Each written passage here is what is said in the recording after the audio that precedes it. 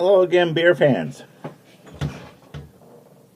We're here with a long-awaited Corona review. You've heard me at times be critical of Corona if you listen to all my reviews. If you don't, you probably haven't. But it is the most popular imported beer in America.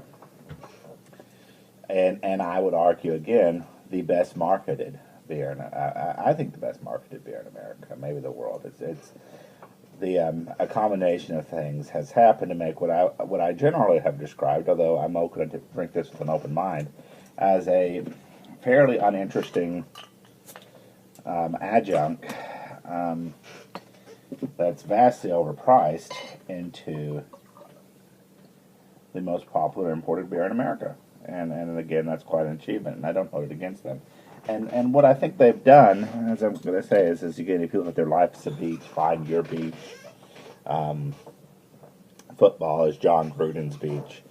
You know, that's the current version, but they've kind of marketed this as a lifestyle beer, a kind of a tropical Mexican restaurant party. You know, they've marketed it as for that kind of audience, and people really drink it. I think for those reasons, for those kind of lifestyle reasons, which is fine. And I think, and also the no one knows where the lime, you can see there it is, the lime coming in the bottle comes from. It certainly doesn't come from Mexico, evidently, because evidently Mexicans drink it like this, which is why I'm going to drink it both ways. Give you a complete review. Tastes like beer.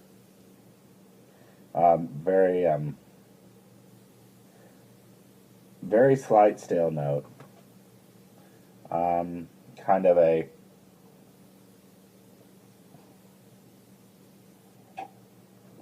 slight mixture of hop or citrus with a little metallic there. Stale aftertaste. Very quick taste. Kind of hits you and then it's gone.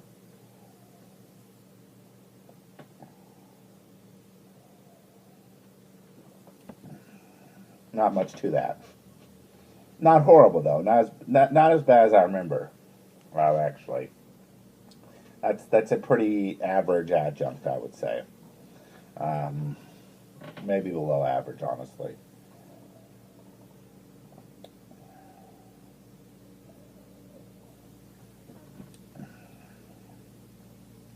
Yeah, I mean it's not as, in comparison to the American ones, it's probably not as good, but the big three. But it's not far off. Certainly, certainly I could see someone drinking it if it wasn't priced at $8.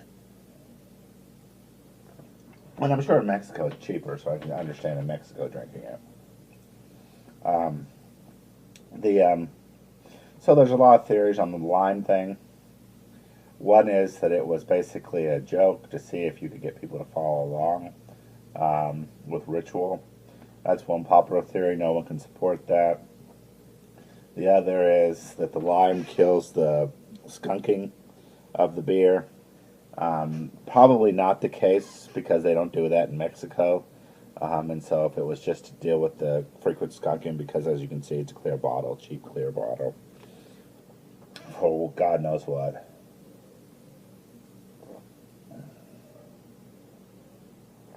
So that's one theory, but I think that's probably unlikely. The other is just a marketing thing.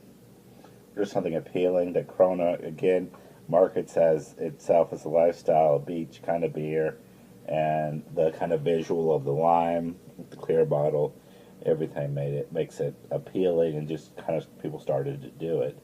Don't know. My guess is a few people did it, and then it spread.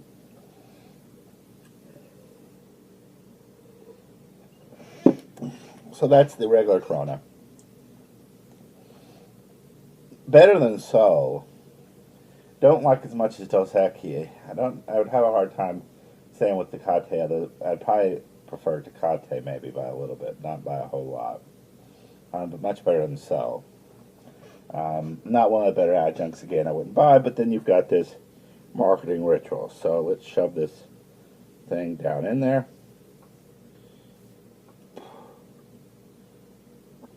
And now you can see. Now, I was always told that you put your thumb like that, and then you kind of, I may lose a bit, you turn it upside down, let the kind of the lime rise a little bit, and then you pour it back down.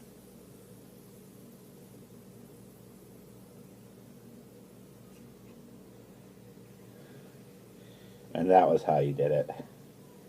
Don't know. Again, let's try that again, because the lime never really rose.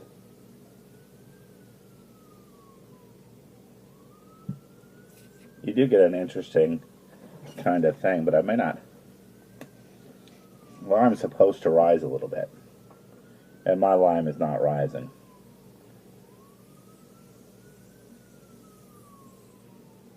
Regardless, we've certainly gotten a lot of lime flavor in there, I would imagine. Let me push it down further. Alright. And so now, with the lime, it's a more interesting flavor. More citrus is predominant now. It's not a substantially different flavor.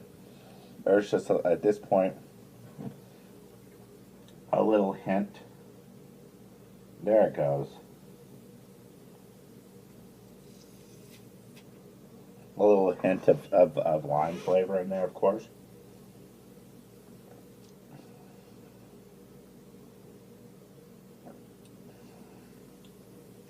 And that's predominating.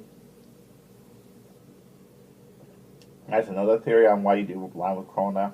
Is well, I wouldn't say Corona is the least flavorful beer. It's pretty low on the scale of flavor,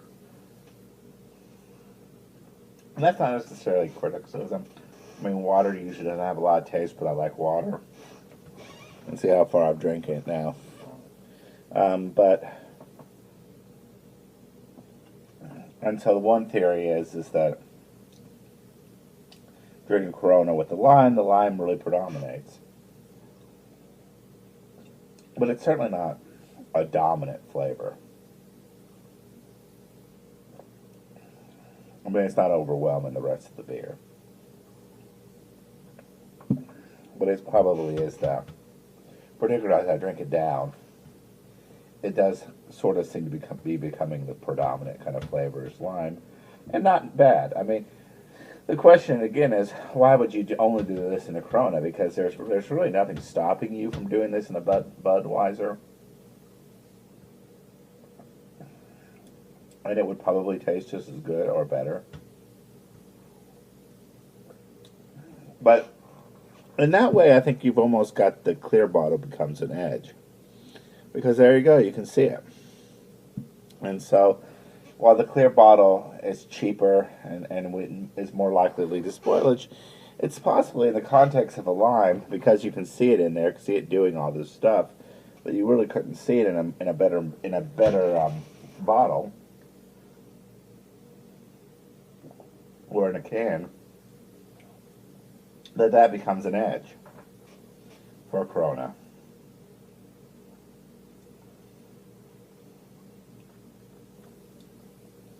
And if so, more power to them. Again, beers succeed for different reasons, and there's no right or wrong reason to drink a beer. Corona is in my opinion, a fairly poor beer as far as taste, and a horrible value for an American. Possibly in Mexico, that's not the case. But for an American, paying import prices for a beer of this quality to me is a complete ripoff. I'm only doing it because for you guys. I love you that much. But there we go. We're done. But because of the lime, because of how it works, because of the lifestyle aspects, Corona's become tremendously successful. And people who will say, turn up their nose at Budweiser will say, but I do like Corona. And that's okay. That's all I got.